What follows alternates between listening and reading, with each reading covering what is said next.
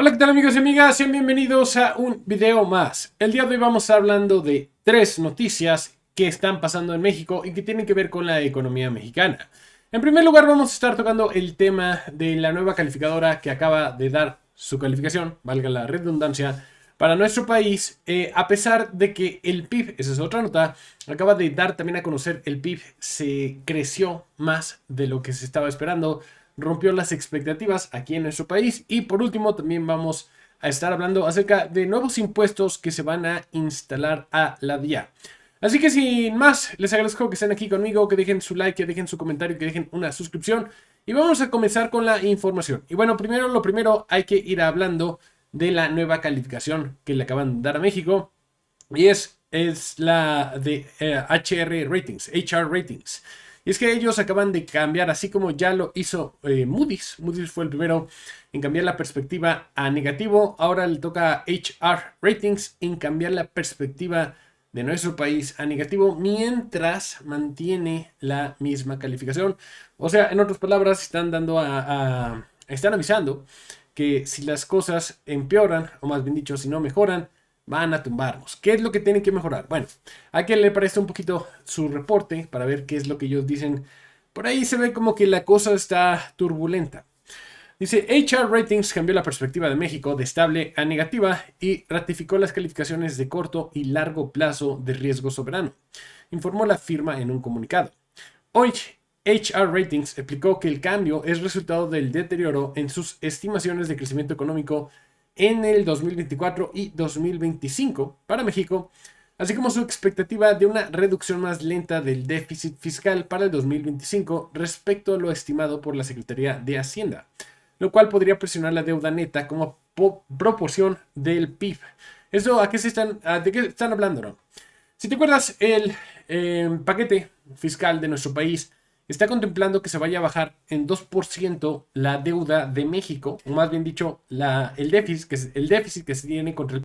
Pero el problema con el cálculo es que para poder decir que se va a bajar un 2%, el Producto Bruto tiene que crecer en 2,4%, que esa es la estimación de Hacienda. Y si no lo llegara a hacer, entonces realmente solo se habría bajado el déficit en un 1%. Y es que según lo que se tiene aquí estimado, es que México en el 2025 no vaya a crecer al 2,4, sino al 1,1. Entonces, por lo tanto, el déficit ni siquiera caería en un 1%, sino en 0,5. Ahí tendría que el gobierno apretar todavía más el cinturón en el gasto para poder lograr su objetivo. Pero el problema de apretarse el cinturón de parte del gobierno es que entonces llevaría a México a una recesión económica. Entonces el gobierno va a tener que malabarear entre si nos vamos a recesión económica o bien falla en su objetivo de lograr una reducción en el déficit. Dice así, la reducción en nuestra expectativa de crecimiento para el soberano es el resultado del compromiso negativo que ha mostrado la actividad industrial durante los últimos 12 meses, especialmente por el menor dinamismo del sector de la construcción, además de una desaceleración del sector manufacturero y una menor demanda externa. Bueno, en primer lugar, el sector de la construcción se empezó a caer después de que se acabaron las mega obras de López Obrador, y en segundo, el tema de la desaceleración del sector manufacturero.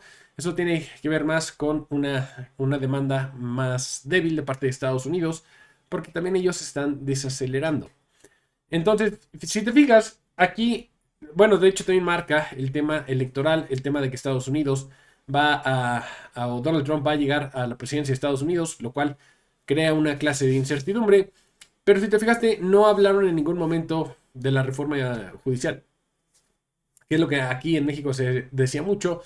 No están bajando la calificación por la reforma judicial, sino porque hay una desaceleración global, hay problemas con el déficit y además Donald Trump. Punto. Así, no hay más. Bueno, esto a pesar de que el PIB mexicano en el tercer trimestre repuntó a 1,08. De hecho, se empezó a acelerar. Mira nada más que precioso se ve. Eso me gusta ver esto. Se empezó a acelerar luego de que todos los que opinólogos estaban dando que la expectativa del mercado era un 0,8%. Rompe las expectativas, sube un 1% por completo, lo cual es bueno. Y de hecho, si nos vamos a ver qué es lo que impulsó el crecimiento económico en nuestro país en el último trimestre, vemos que fueron los mexicanos. O sea, literalmente nosotros levantamos la economía. Dice, estuvo impulsado por el desempeño del sector terciario, que sería el consumidor mexicano, que integran a los servicios y comercio, que alcanzó una variación del 2.1% y 1.1% respecto al trimestre previo. Las actividades de este segmento representaron el 64% del PIB, por lo que es determinante su desempeño para el crecimiento. O sea, el consumo interno representa el 64% de nuestro Producto Bruto. Así de grande es.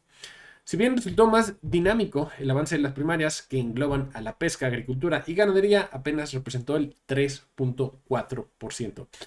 Bueno, entonces tuvimos que fueron los mexicanos consumiendo, yendo a las tiendas, yendo a los restaurantes, los que terminaron elevando el PIB en nuestro país. Eso es algo bueno, eso nos hace menos dependientes de los Estados Unidos, así es como se debería de ser siempre. Pero bueno, vamos a hablar del último tema y tiene que ver también con el tema fiscal. Y es que el gobierno de Claudia Sheinbaum está en estos momentos viendo cómo fregados le hace para aumentar la recaudación. Lo más sencillo y lo que dicen los clásicos es que aumente los impuestos. El problema uno es que ella prometió no hacerlo, entonces tiene que cumplir con su promesa de no elevar los impuestos, pero al mismo tiempo, o hacer una reforma fiscal, perdón, pero al mismo tiempo tiene que recaudar más impuestos. Entonces está en un grave problema porque dice, ok, tengo que bajar el déficit, pero no puedo hacerlo a través de una reforma fiscal. Entonces lo que van a hacer es empezar a cobrar impuestos en actividades que antes no se cobraban. Por ejemplo, las compras en línea, antes no se cobraban impuestos, si comprabas algo de Shein o de Temu, alguna de estas páginas, no te cobraban impuestos. Y ahora también van por los juegos y sorteos. Van a empezar a cobrar ahora impuestos por acá. Y dice el presidente de la Junta de Coordinación Política de la Cámara de Diputados, Ricardo Monreal, adelantó que la presidenta Claudia Sheinbaum enviará al Congreso en los próximos días o semanas una iniciativa de reforma a la ley de juegos y sorteos para que quienes se dediquen a esta actividad paguen los impuestos que legalmente les corresponden. O sea, como les digo, van a empezar a aplicar impuestos en actividades que antes se tenían medio en zonas grises. Entonces, de esta manera, lo que se está buscando es que todos, absolutamente todos, paguen una porción del presupuesto con la intención de bajar este déficit. Sinceramente, yo creo que la mejor forma de bajarlo es no gastar, o sea, que se bajen inclusive hasta los sueldos, ni modo. O sea, si estamos en ese problema, pues más vale que el gobierno empiece a apretar y no estar creando tantas secretarías, no estar contratando tanto personal. Digo, si ese es el punto, hacer un gobierno más chico, más austero, o al menos eso es lo que abogaba el presidente Andrés Manuel López Obrador. Él abogaba mucho por la austeridad republicana. Pero bueno, así está la situación. Si les gustó la información, por favor, acompáñenme dejando ese mega like, ese comentario y esa suscripción. Los veo en el siguiente video. Cuídense mucho.